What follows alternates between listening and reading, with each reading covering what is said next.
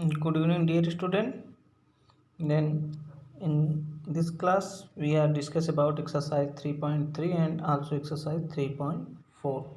This is your last class after summer break. After this I provide you summer holiday homework. And now we discuss about exercise 3.3.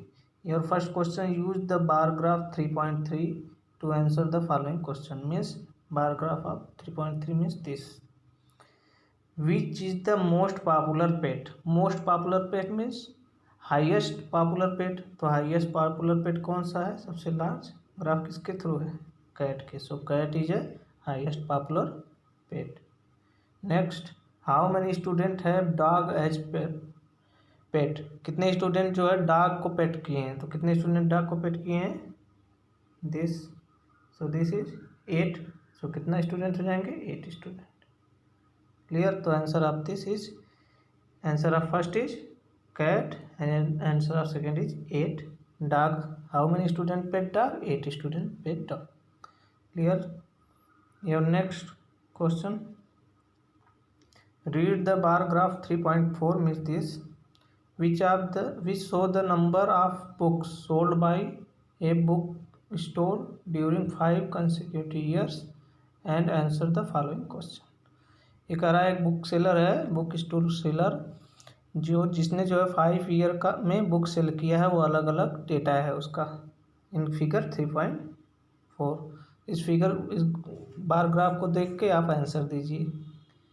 तो आपका first question क्या है? About how many book were sold in 1989, 1919 and 1992.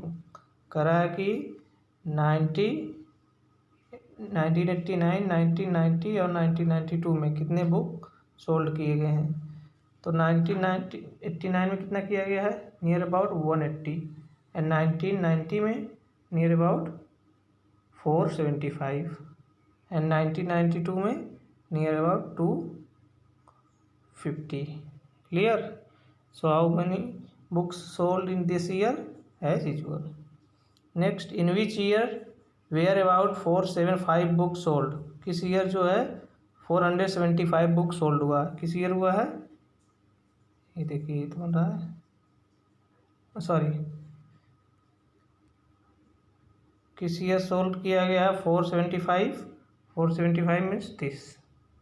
So in year 1990 the total number of books sold 479 and books sold 225 means 225 book किस year sold किया गया है? तो in this 1992. Clear. in which year were fewer than 250 books sold? करा है 250 books, 250 books से कम book किस year sold किया गया है? देखिए इस ईयर इन 1989 एंड आल्सो, देखिए इसको देखा जाए लेकिन इसको इग्नोर कर देंगे, इन 1989. Next, can you explain how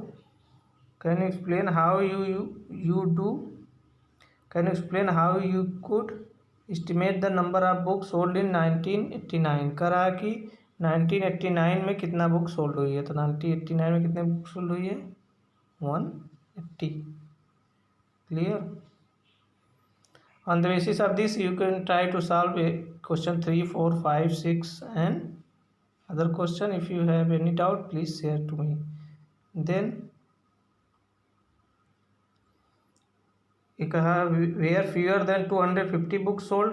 250 book sold, answer इसको हटा दीजिएगा. इन 1989 करेक्ट आंसर, इसको हटा के लिखिएगा. क्लियर.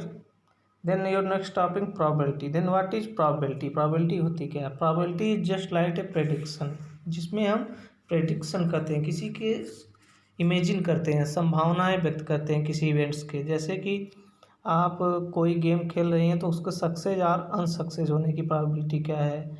या कोई आदमी, कोई पेपर है उसमें 20 क्वेश्चन है तो उसमें से 10 क्वेश्चन मीन्स 10 क्वेश्चंस करेक्ट होने की प्रोबेबिलिटी क्या है? यही सब प्रोबेबिलिटी, प्रेडिक्शन. तो prediction, probability means we know that an events at least two outcomes, हम जानते हैं किसी भी इवेंट्स में दो आउटकम कन्फर्म होते हैं at least.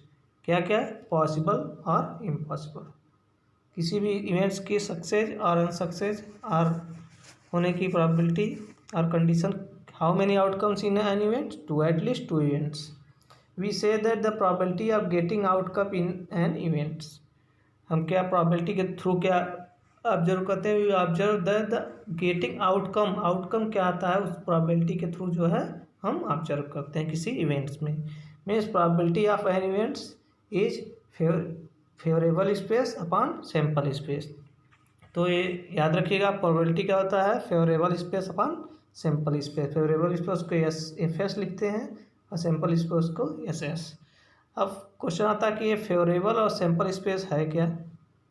Then first favourable space mean the number of outcomes that which are required, जो हमें आउटकम किसी क्वेश्चन में रिक्वायर होता है। जैसे कि हमने 20 क्वेश्चन सॉल्व किया, उसमें से 10 क्वेश्चन करेक्ट होने की प्रोबेबिलिटी, तो हमें रिक्वायर्ड कितना है? 10 क्वेश्चन करेक्ट होना। कितना रिक्वायर्ड है? 10 क्वेश्चन। तो उसमें फेवरेबल स्पेस में क्या आ जाएगा? 10 क्वेश्चन।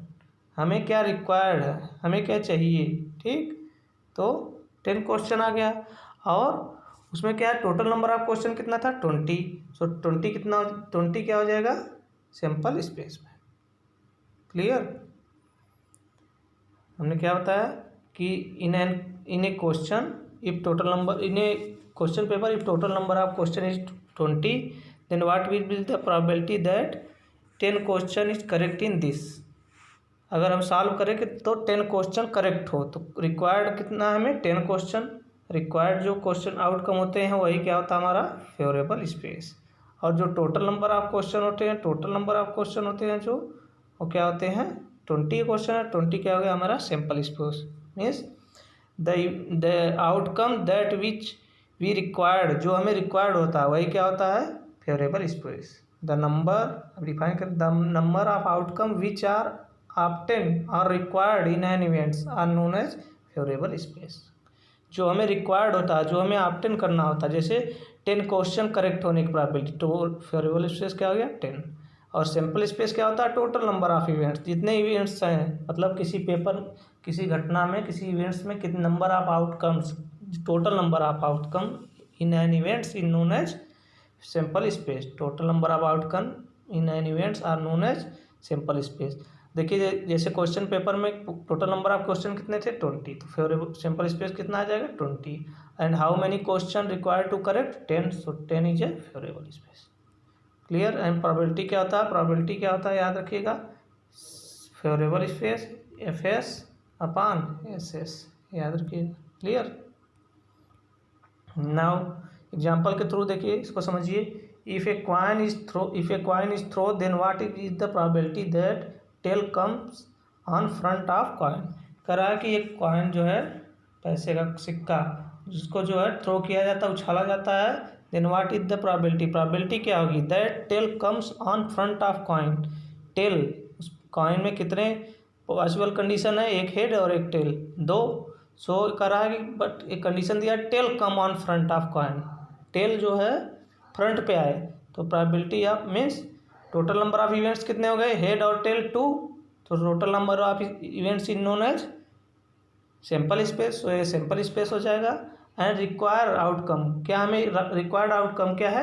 टेल आए फ्रंट पे 1 है, तो ये क्या आ जाएगा? F S. We know that probability known as F S upon S S, which implies that F S means 1 and S S means 2। So probability is 1/2। Clear? दूसरा एग्जाम्पल हम देखेंगे। If a dice thrown then what is the probability that even number comes on front of face of dice. करा एक dice, एक पासा जो है फेंका जाता है, थ्रोन किया जाता है, तो क्या प्रोबेबिलिटी होगी? दैट फेस, फ्रंट फेस पे क्या है? Even number. तो पासा में how many face on in pass dice means पासा में कितना?